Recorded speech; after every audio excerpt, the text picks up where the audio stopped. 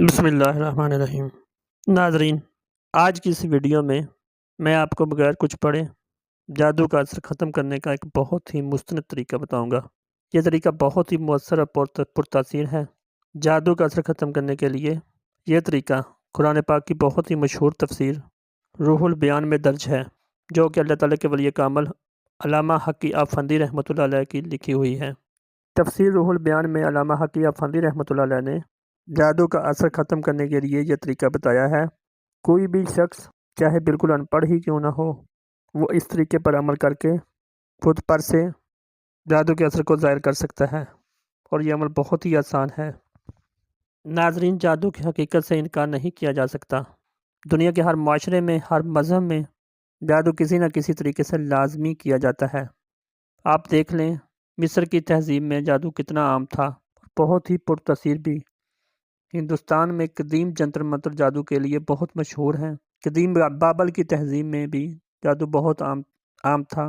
مسلمانوں میں بھی جادو کے بہت سارے اعمال ایجاد کر لیے ہیں، اور یقیناً وہ پرتاثیر بھی ہیں، اگر اس کے کرنے والا عمل اس عمل کے کرنے کی تاثیر رکھتا ہو۔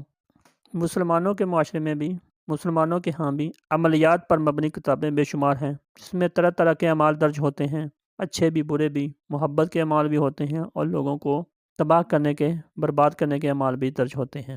حسد اور شک ہمارے معاشرے میں اس قدر زیادہ ہو گیا ہے کہ ہر آدمی تقریباً دوسرے کو شک کی نگاہ سے دیکھتا ہے، اور ایک دوسرے سے حسد کرتے ہیں۔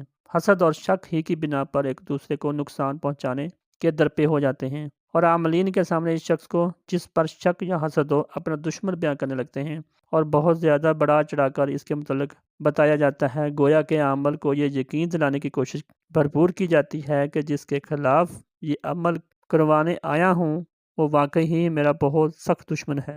اور بہت سارے عاملین اس بات کو جواز بنا کر اور بھاری رقم بٹور کر عمل کر دیتے ہیں، جس کی بنا پر لوگوں پر جادو کا اثر ہو جاتا ہے، اور جادو کا اثر اس وقت تک ظاہر نہیں ہوتا جب تک اس کا تریاق نہ کیا جائے۔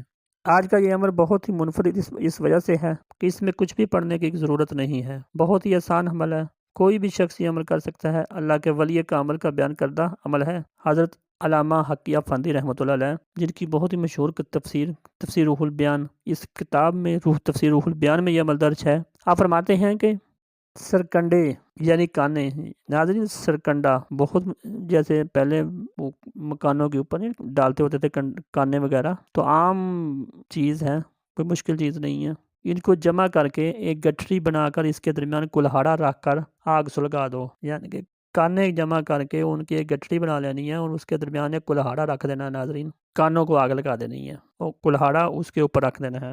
جب کلہاڑا گرم ہو جائے تو اسے نکال کر اس پر پیشاب کر دو۔ جب کلہاڑا خوب گرم ہو جائے تو اس کو باہر نکالو، اور جس شخص کو یہ شک ہو کہ مجھ پہ جادو ہے، وہ شخص اس پہ پیشاب کر دے اپنا کلہاڑے پہ، گرم پہ۔ آپ فرماتے ہیں کہ اس عمل کی وجہ سے اللہ تعالیٰ اس کو جادو سے نجات دے گا، شفا بخشے گا، اور جادو کو اسے رفع فرما دے گا۔ تو یار ناظرین، یہ دیکھا کتنا ہی زبردست عمل ہے۔